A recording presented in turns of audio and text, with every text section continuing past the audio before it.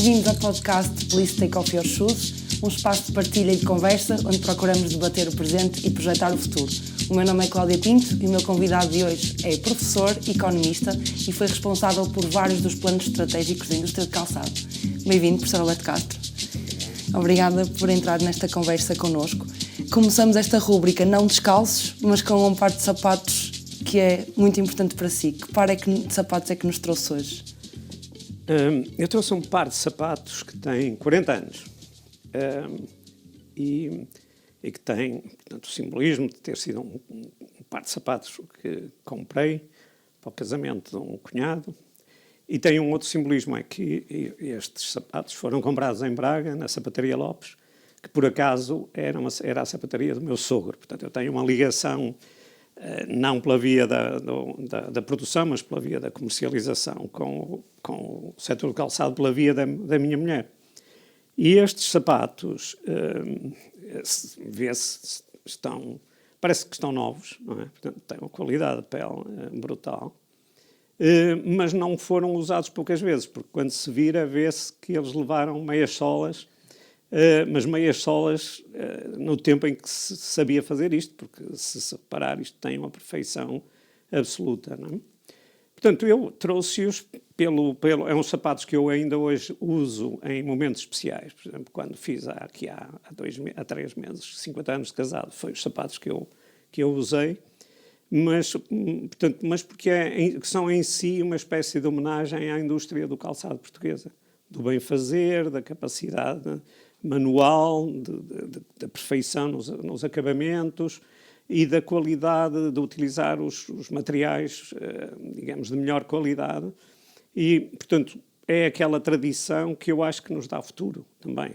Se nós formos capazes de capitalizar nisto, de contar as histórias, de trazer as narrativas, como hoje em dia se diz, em torno, digamos, deste saber fazer tradicional, eu acho que esse continuará a ser um elemento importante para o futuro do setor do calçado e, portanto, resolvi trazer estes sapatos, que têm muitas memórias depois, para além desta, não é? Portanto, foi o meu sogro, que na altura eu disse-lhe que queria uns sapatos muito bons, e ele disse, vais ter aqui uns, vai comprar uns sapatos e tal, isto vai durar toda a vida.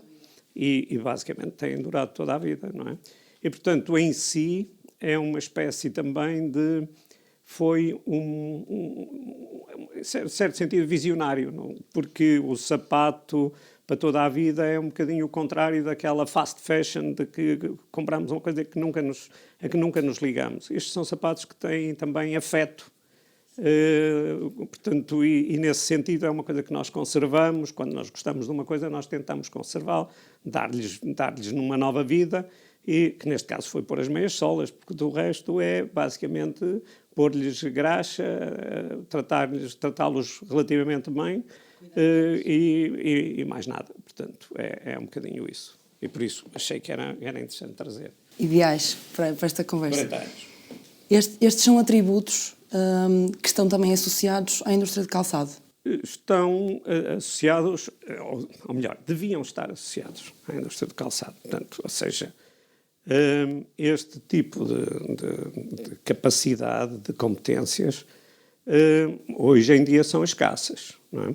São escassas. Portanto, a mecanização retirou a muitas das pessoas que trabalham na indústria do calçado este saber fazer de um artesão, não é? Portanto, isto era uma espécie de obra-prima do tempo da Idade Média, em que tinha que se saber fazer os sapatos. Mas continua a ser, do meu ponto de vista, muito importante, porque podem ser estas competências que nos salvaguardam a capacidade de continuarmos a competir no futuro.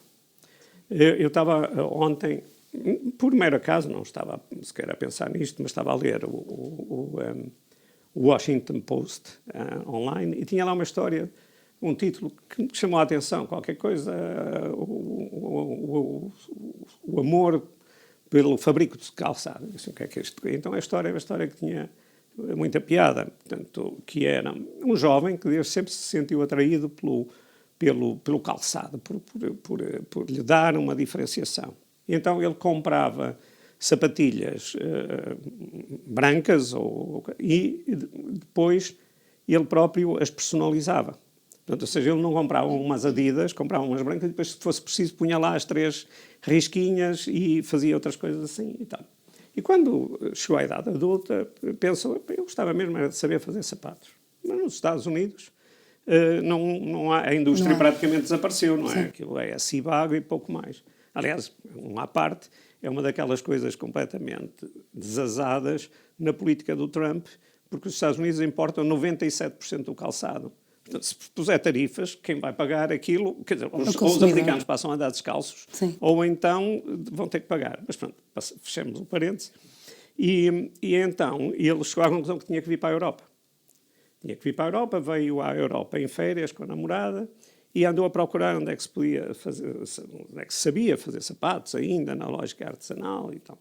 Descobriu em Espanha um fabricante, foi lá ter com ele e tal, fazer uma experiência, e o fabricante disse-lhe, despachou dizendo, tu não tens as ganas para fazer isto, não é? À boa maneira espanhola. O rapaz não desistiu, então foi para a Itália. Foi à Itália e descobriu alguém, creio eu, em Veneza ou em Florença, já não me lembro, que tinha uma oficina e que lhe ensinou a fazer o sapato de A a Z, não é? Portanto, tudo. E ele, portanto, ficou felicíssimo, portanto, passou a fazer os seus próprios sapatos e começou a falar disso à vizinhança e tal. Primeiro pôs uma lojinha para fazer reparação de sapatos e hoje em dia tem uma coisa completamente artesanal em que começa a ter encomendas. Ele dizia que, em alguns casos, a encomenda é para o sapato vir a ser entregue dali a ano e meio. Porque ele diz que começa a encontrar, não apenas as pessoas mais, se quisermos, mais antigas, mas mesmo na malta mais nova, gente que começa a gostar de ter um sapato personalizado.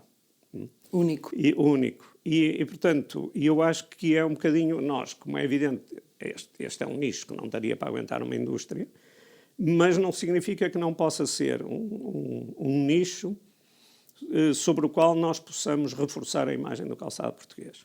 Porque às vezes são esses nichos que são importantes, não é? Portanto, são essa capacidade de mantermos a tradição e depois de escalarmos sobre ela para uma indústria que tem essas competências em geral. Portanto, nós, obviamente, vamos temos segmentos diferentes, sei lá, estes sapatos eram feitos em São João da Madeira, sabemos que na altura Felgueiras praticamente não existia enquanto indústria, hoje em dia sabemos que temos realidades distintas, mas a indústria pode ter um denominador comum que é o amor pelo sapato, não é? Pelo saber fazer o sapato.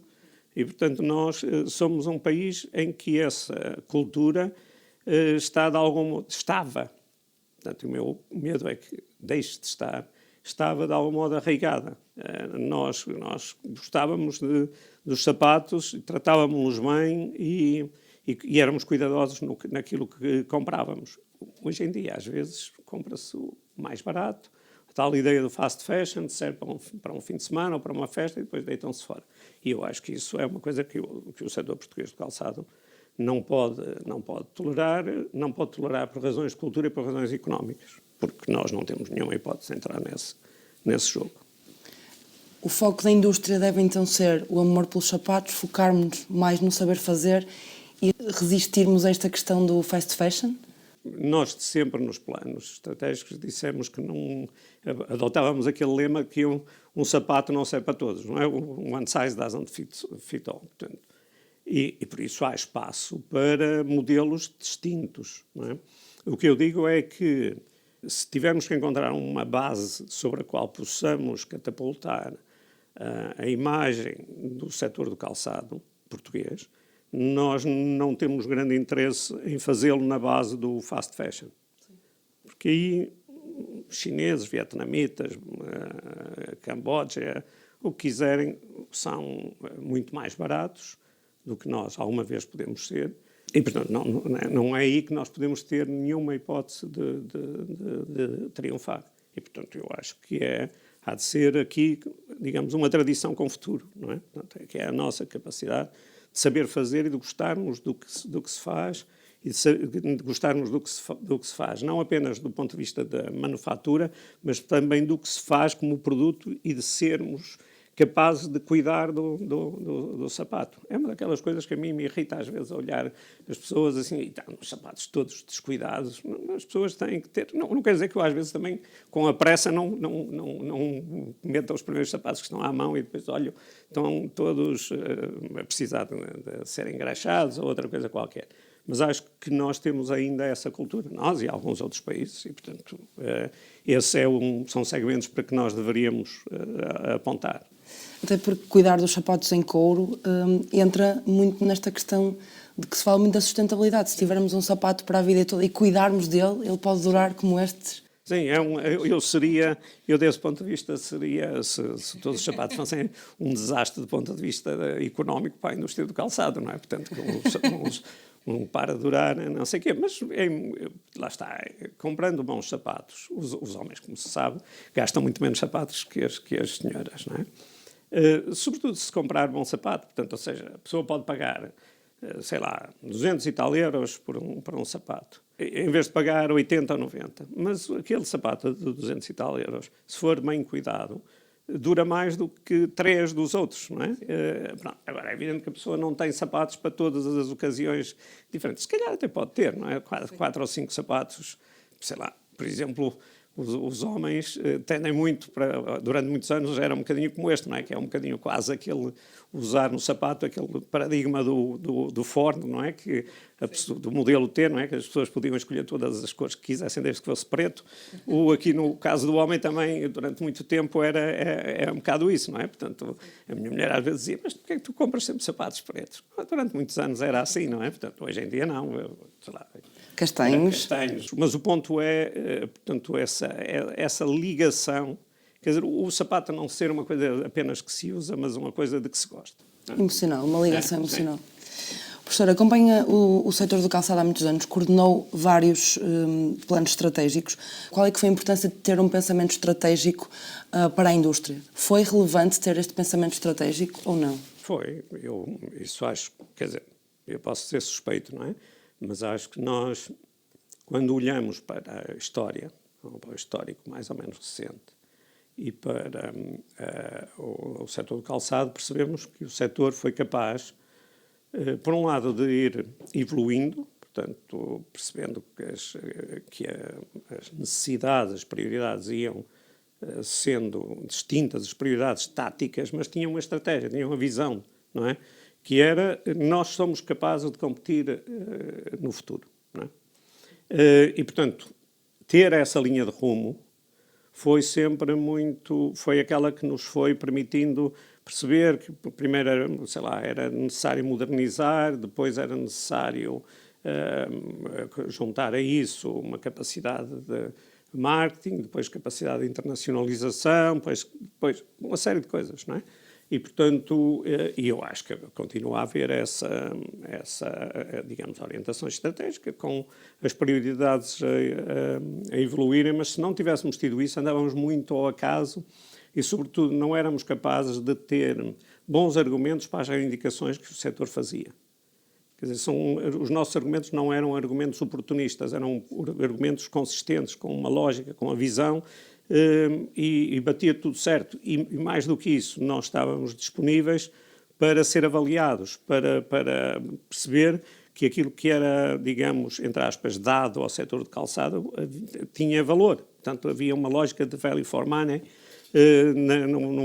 nos investimentos que finalmente eram feitos na indústria do calçado, sejam investimentos propriamente ditos em capacidade produtiva, sejam investimentos em marketing, em internacionalização, em formação, tudo isso era sempre muito, digamos, justificado e depois era a posteriori validado. Não é? E, portanto, eu acho que desse ponto de vista, haver essa visão da indústria, dos diferentes agentes, de como é que se podia criar uma dinâmica em que a pick-ups eram uma espécie de centro da racionalidade, mas em que os centros tecnológicos, os centros de formação profissional, as empresas líder tinham o seu papel para efeito, por exemplo, sei lá, o grande papel que tiveram as ações de demonstração, e nesses as empresas líder. Foi fundamental no criar uma dinâmica, porque o português é muito, eu costumo dizer, é muito devoto de Santo Tomé, que é o ver para crer, não é? Vai lá, eu posso lá ir, contar uma história Pronto, e as pessoas dizem, pronto, lá veio aquele académico contar aqui uma história e não sei o quê. Mas depois se virem, dizem, diabo, isto se calhar é capaz de ser possível mesmo fazer isto. E eu lembro-me, por exemplo, no caso das ações de demonstração, quando se começou a introduzir o corte assistido por computador, os CAD-CAMs, o corte por jato de água e não sei o quê, aquilo custava muito dinheiro. Mas quando as empresas que adotavam aquilo faziam sessões de demonstração, porque era parte obrigatória do apoio, eu lembro-me de estar lá no meio, ninguém nos conhecia na altura, e as pessoas ouviam os outros que estavam, os empresários, a fazer contas de cabeça, a dizer, mas isto paga-se em 3 anos, isto não sei o quê, não sei o que mais. E de facto, levou a que, em 3 ou 4 anos, a indústria do calçado portuguesa deu um salto brutal do ponto de vista da tecnologia.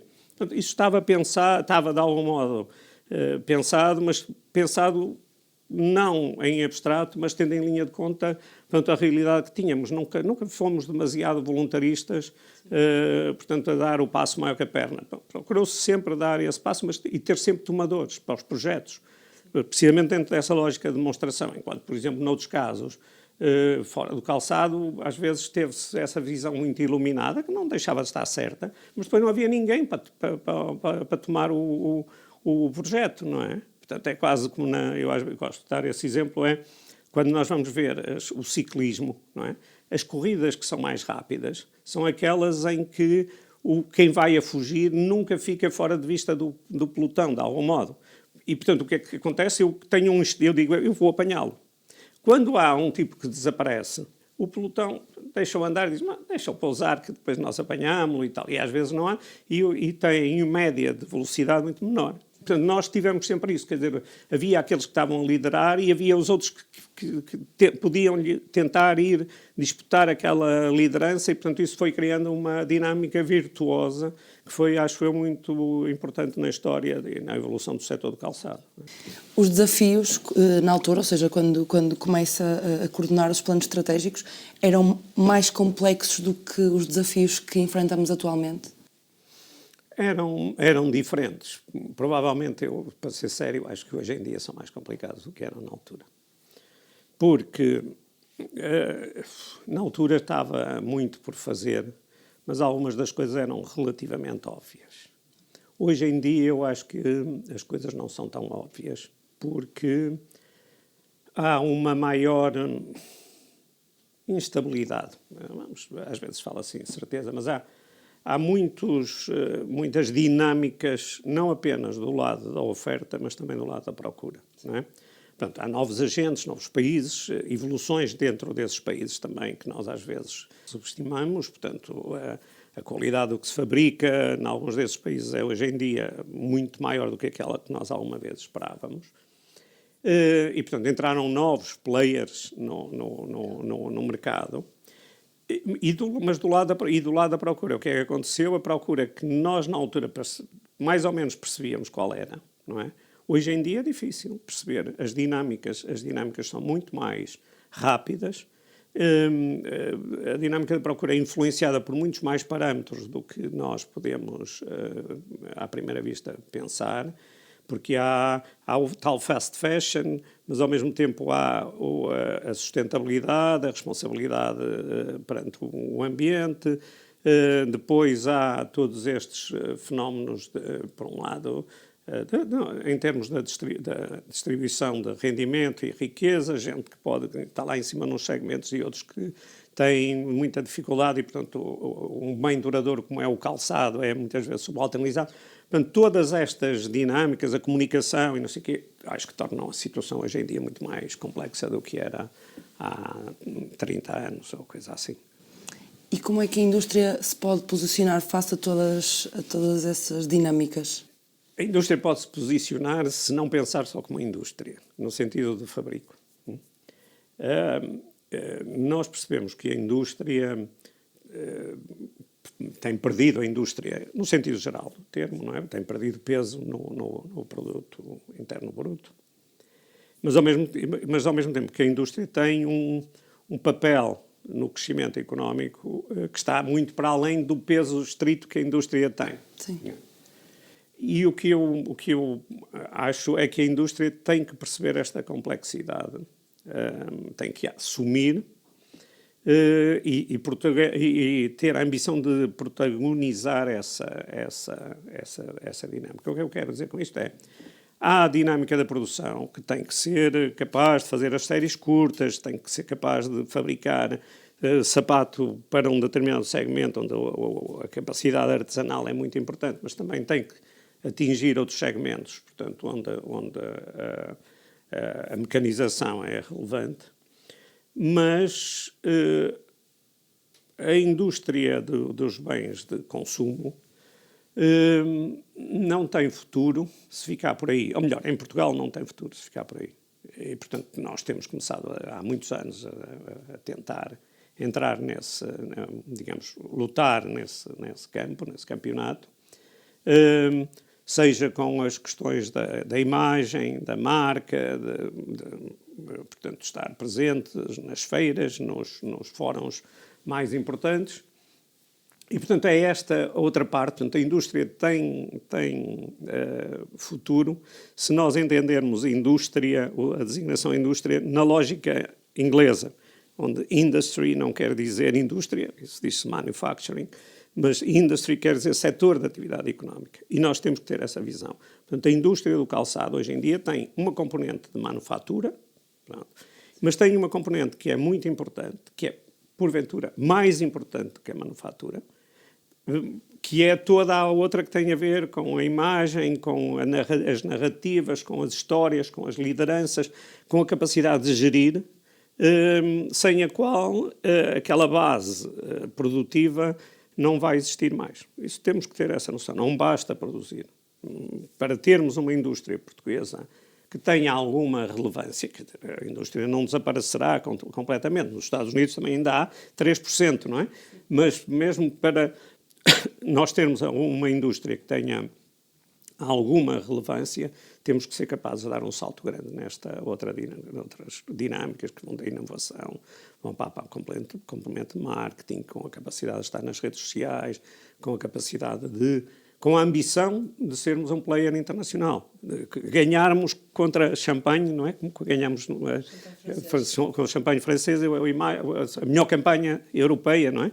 Foi um grande triunfo, sobre a qual o país não foi capaz, se calhar, de capitalizar devidamente, porque não era só o setor do calçado que nessa altura tinha que agarrar aquela bandeira, tinha que ser o país como um todo. E às vezes nós olhamos para isto, o calçado é assim uma coisa sem graça. Também um destes dias estava a ver uma cadeia destas de moda, ou uma marca, e a utilização da inteligência artificial. E então o que eles estavam a fazer era uma coisa que é desagradável do ponto de vista de uma determinada profissão, mas que dá uma flexibilidade economicamente relevante, que é a utilização da inteligência artificial para gerar os protagonistas, não é? Que são virtuais, não é? E então eles criaram uma linha de vestuário apresentada num show, e tudo aquilo era artificial. Não é? Nem o vestuário existia, nem o modelo existia. A única coisa que existia era um computador. E, portanto, nós temos que estar a começar a pensar, temos que estar a entrar nesses campeonatos e pensar essas coisas seriamente. Portanto, ou seja, o problema já não é a inovação no sentido tradicional, é também a junção com estas outras dinâmicas. Complicado, mas é a vida. Mas devemos olhar para a inteligência artificial não como um inimigo, mas como algo que pode ser complementar para ajudar a criar algo? Sim, nós não sabemos hoje em dia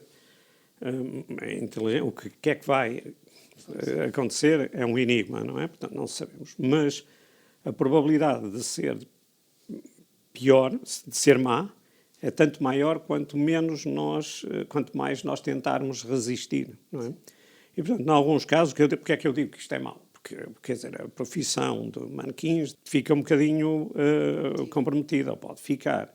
Haverá sempre, por exemplo, sei lá, aí nesse caso é fazer os desfiles ao vivo e as pessoas continuam a perceber que um desfile ao vivo é um happening que não se compadece com para passar lá uma coisa em realidade virtual. Não pode, até posso meter lá um complemento. Ainda que há tempos eu vi uma coisa em que aparentemente aparecia lá um urso no palco que até assustava, mas era uma coisa que parecia, portanto, que era na realidade virtual.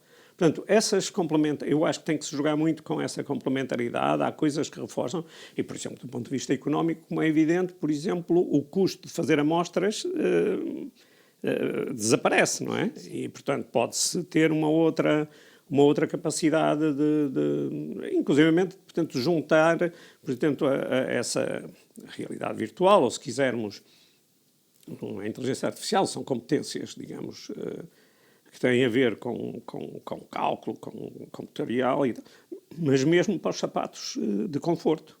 É possível fazer um mapeamento das pessoas que depois se traduz em calçado, não é? Que é confortável, que é, por exemplo, uma das coisas que leva a que as novas gerações muitas vezes dizem: eu não tenho paciência para comprar uns sapatos e ter que andar com eles uma semana a ajustá-los, não é? Querem que imediatamente sejam confortáveis. Eu acho que é legítimo ter isso, mas hoje em dia isso é possível. Quer dizer, é possível fazer um sapato praticamente à medida, com base nesse mapeamento do pé e, portanto, na transformação daquilo em 3D e por aí fora.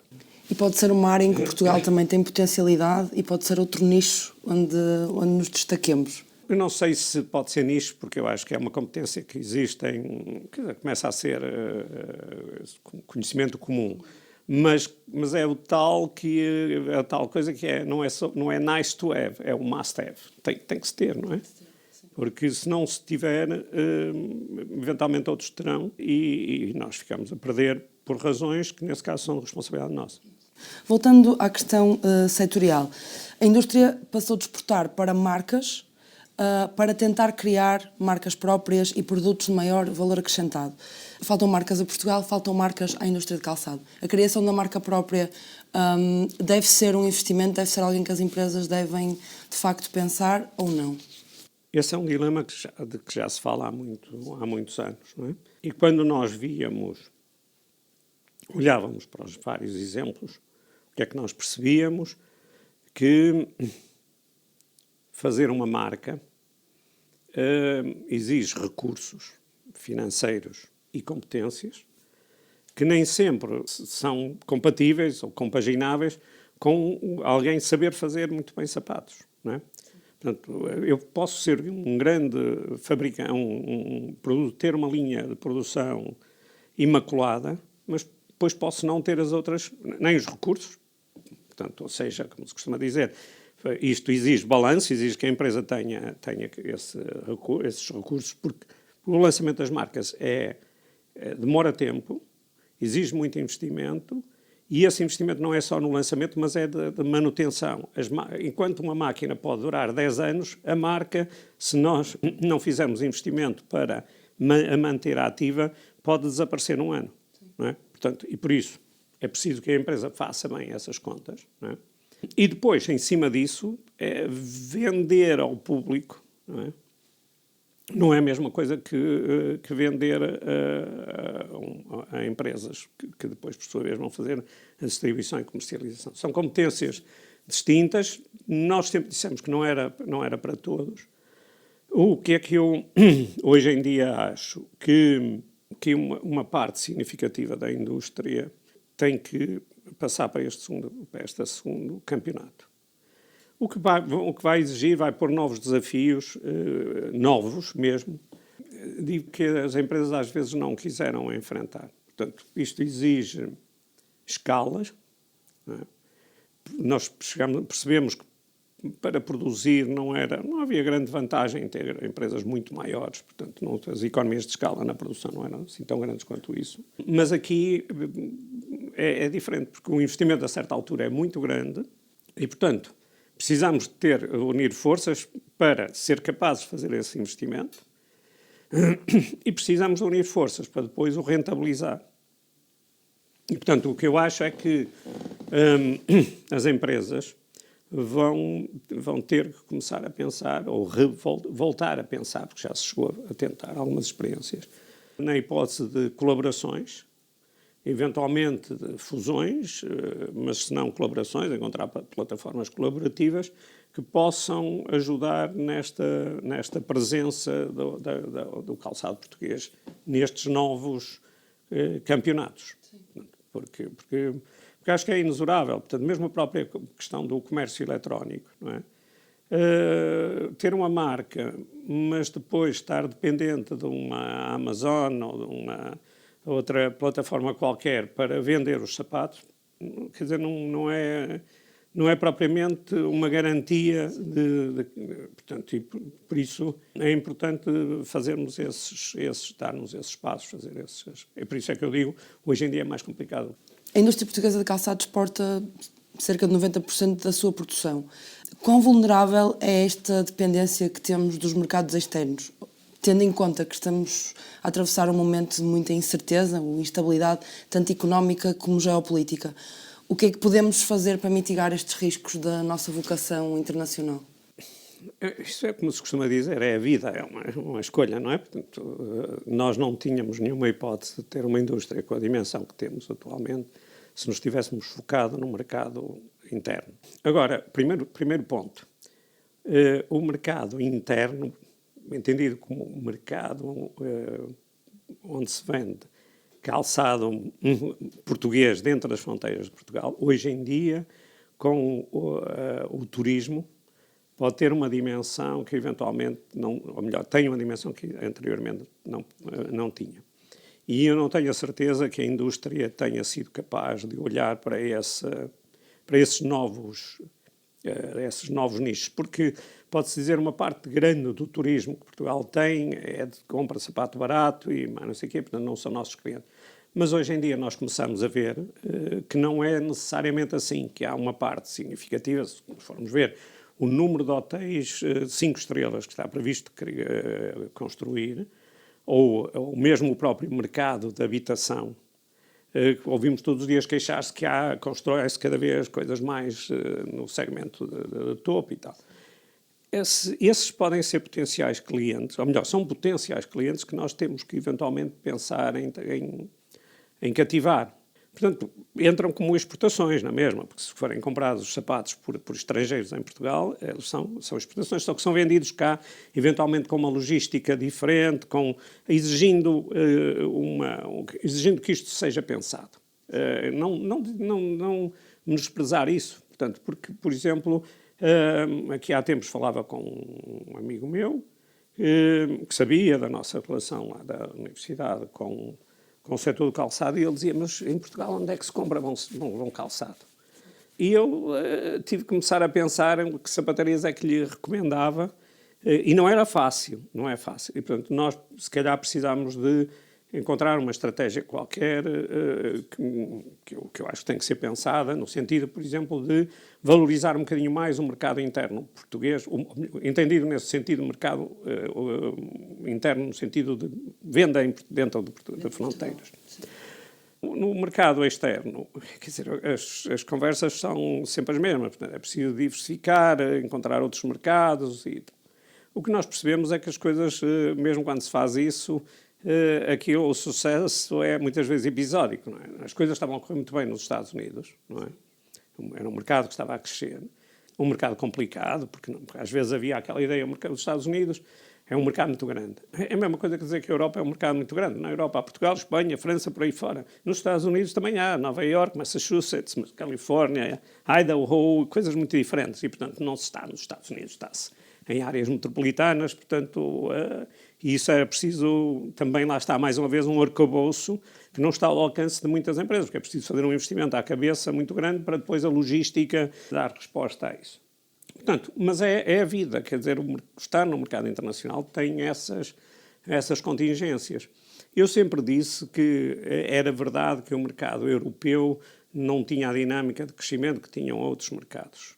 Mas, ao mesmo tempo, era um mercado exigente, sofisticado. Ora, se nós queremos produzir sapatos de qualidade, com valor acrescentado, com um preço mais elevado, quer dizer, temos que perceber onde é que esse sapato se vende. E ele vende-se na Europa e vende-se não nos outros países, mas vende-se em áreas específicas dos outros países. E por isso nós muitas vezes dizíamos, nós não vamos para um país, vamos para determinadas cidades, áreas metropolitanas. Portanto, ter essa ideia de que o diversificar mercados é importante, mas não ir na conversa de que agora é os Estados Unidos que é o interessante. Provavelmente nos Estados Unidos, como eu disse há bocado, o Idaho ou o Hawaii ou o Mississippi podem não ser mercados que nos interessam para nada, não é? Enquanto Estados.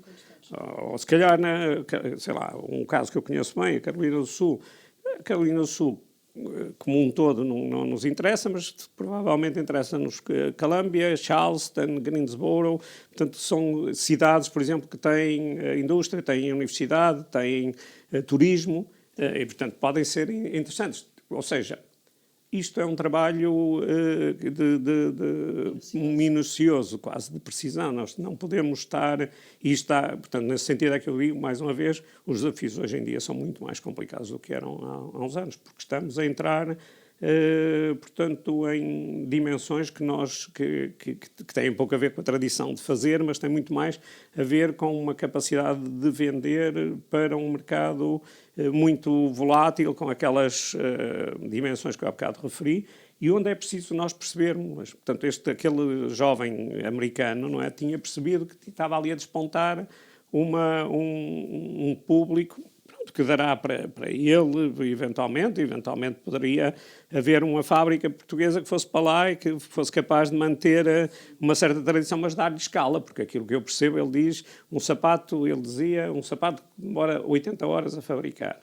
Sabe? 80 horas a fabricar, se eu puser 15 dólares por hora, o sapato tem que custar 1.200 euros ou 1.200 dólares. Quer dizer, pronto, convenhamos que deve ser possível fazer isso pelo menos por quase 10% do preço, não é? E, portanto, acho que nós temos que ter a mente muito aberta para todos estes desafios, mas agarrá-los profissionalmente. Ou seja, não achar que estas coisas são fé-divers. Não são fé-divers. Não é? Há gente a ganhar muito dinheiro por isto. Há episódios que são muito interessantes. Aquela coisa, por exemplo, dos sapatos neozelandeses, daqueles Allbirds, não é?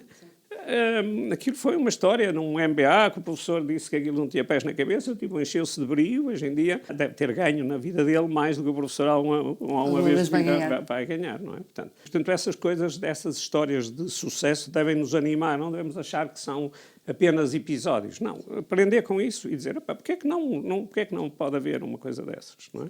E isso aprende-se não apenas no calçado, mas com os outros setores, não é? A gente percebe isso, por exemplo, sei lá, o setor do vinho. Hoje em dia está a fazer um esforço grande de posicionamento internacional, porque inclusive a procura diminui, por causa dos hábitos alimentares e por aí fora e tal. Mas tem ali uma dificuldade grande, é que, por exemplo, sei lá, parte relativamente aos franceses e aos italianos com um atraso muito, muito significativo em termos das narrativas, não é? E por isso é que é importante, sei lá, que uma família como a Symington faça parte do clube mais exclusivo de famílias europeias produtoras de vinho. Portanto, é uma em 14. E, por exemplo, isso é uma coisa que se devia explorar com eles, ver se era possível e se não havia cruzamentos, porque depois, às vezes, estas coisas, ao fim e ao cabo, é a vida boa, não é? E a vida boa é feita de comida, nós temos cada vez mais visibilidade também na gastronomia, de vinho, mas também é feito de vestuário, de calçado, de clima, de simpatia, dessas coisas todas. E Portugal tem condições para ganhar uma maior expressão internacional. Já não está mal, temos ganho vários prémios, mas associar essas coisas todas, dizer, não, isto não é só não é só que as pessoas são simpáticas, os hotéis são bons, a comida é... Não, é um todo, é uma cultura que há aqui, que é um bocadinho a lógica dos italianos. Quando vai lá, acha que aquilo bate tudo certo uns com os outros. Nós aqui ainda estamos um bocado desorganizados, parece uma equipa de futebol, cada um joga para o seu lado. Eles estão uns séculos à nossa frente na promoção enquanto país também, não é? Sim, mas é mais, eu acho que é muito a cultura que lhes dá uma cultura, um quadro institucional que lhe dá aquela, fez uma tessitura e dá-lhe consistência àquilo, e aquilo bate tudo certo, não é? Às vezes a gente não valoriza as coisas. Deixe-me só dar um episódio que se passou comigo há pouco tempo. Tive aí um grupo de 30, 3 ou 4 eram amigos, os outros eram do grupo deles. Eram antigos alunos do INSEAD. É um grupo que se reúne há 40 anos, está a ver? E todos os anos fazem um short break. E este ano, um deles, que tinha trabalhado comigo, resolveu vir ao Porto, pediu-me ajuda para organizar o programa e mais não sei o quê. Nós lá organizamos o programa. E eles foram a ver, sei lá, todos os clérigos, o Palácio da Bolsa, a Igreja de Santa Clara, a Igreja de São Francisco, essas coisas todas. Quando se fez a pergunta de qual era aquilo que os tinha surpreendido mais, e foram às caves, atravessaram o rio, essas coisas. O que lhes surpreendeu mais foi a qualidade do elétrico em que viajaram do São Francisco para a Foz. Eles quiseram fazer um passeio, sim, e eu falei portanto, à STCP e alugámos um elétrico. E aquilo estava restaurado como eles nunca tinham visto. Portanto, não foram... E a gente se pensar bem que, de facto, todos os clérigos é impecável.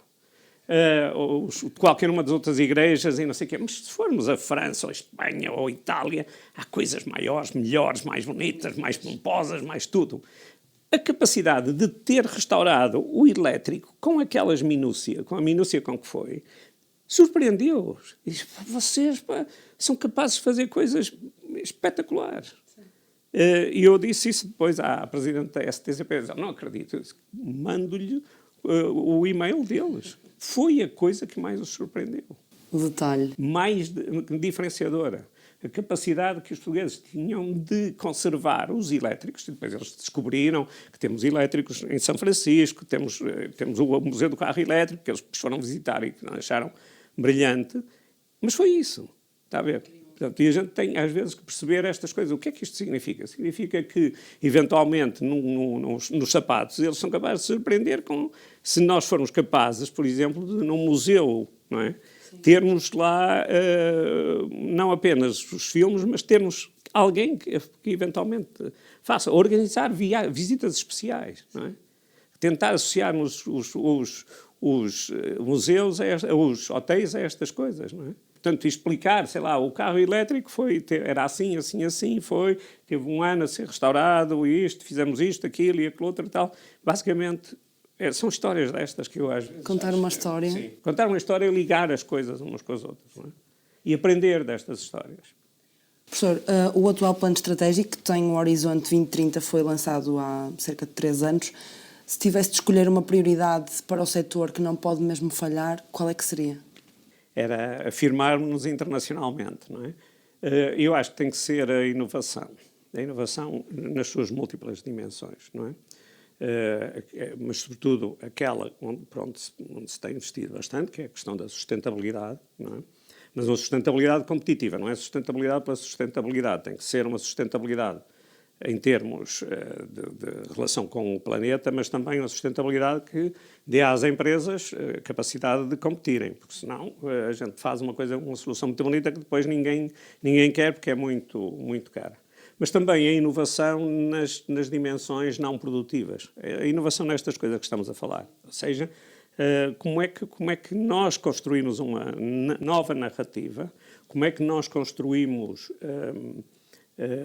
uma nova imagem, como é que nós usamos, como é que nos mostramos modernos dentro de uma base de saber fazer, não é? Portanto, eu acho que essa é a componente e, portanto, inovarmos também na maneira como estamos nos mercados internacionais. Temos que encontrar maneiras, nós temos que dar corda aos sapatos. Mas aqui agora é muito mais, menos físico e muito mais intelectual. Tínhamos que fazer, se calhar, aí, digamos, grupos para pôr aí ideias doidas e depois fazer uma seleção das mesmas e ver como é que se... Porque acaba por ser quase uma mudança de mentalidade, de forma de viver, de estar, de pensar. Sim, é isso que eu dizia, não é? A procura, nós temos que saber entender primeiro e prever depois. Quer dizer, nós temos que tentar antecipar-nos. Se fosse possível criar a procura, tanto melhor, não é? Portanto, mas acho que é essa a componente e, portanto, nós precisamos, sei lá, num caso como a Apicaps, de ter gente com essas competências, nessas diferentes áreas. Que podem nem perceber nada de calçado, mas que percebem, se nós lhe fizéssemos uma encomenda, digamos, sabem como é que ia fazer, não é? Sim. Nós temos que ter aqui o João virtual e a Cláudia virtual, portanto, não é? Portanto, capazes de vender o calçado português. Portanto, acho que é muito por aí. Ligação entre indústria e universidade foi essencial e continuará a ser? Quer dizer, aí sou suspeito, não é? Portanto, acho que foi e continuará. Foi não apenas na parte da ligação à economia e à gestão, mas também, por exemplo, muito à engenharia, ao INESC-TEC, portanto, alguns, fazer aquele primeiro grande projeto do FACAP foi essencial, o INESC-TEC e a todo um conjunto de outras INEGIs e por aí fora. Portanto, essa ligação foi decisiva e a Universidade tem essa vantagem, tem uma vantagem que é poder, portanto, às vezes ser um bocadinho diletante em termos da maneira de pensar. A aplicação das coisas pode não ser tão imediata, mas porventura são as formas mais disruptivas de eventualmente colocar os problemas. E depois cabe à Apicaps e aos empresários perceber o que é fazível e o que é que não é fazível. Mas eu acho que tem essa ligação. E quando falo, por exemplo, falei de duas, mas acho, por exemplo, que a ligação à parte do design, sei lá, dos próprios tecidos ou dos próprios materiais é também muito importante, por isso acho que essa ligação é decisiva à Universidade e aos centros de investigação. Se pudesse deixar um par de sapatos à porta do futuro, o que é que gostava que eles dissessem? À porta, uns sapatos bons que dissessem Made in Portugal. Não é? Portanto, acho que era basicamente para que o futuro visse e que lhe servia, quer dizer, era um sapato que era o sapato do futuro, Made in Portugal. Made in Portugal. Bem. Obrigada, professor. Obrigada por nos acompanhar em mais um episódio do podcast Please Take Off Your Shoes. Até à próxima.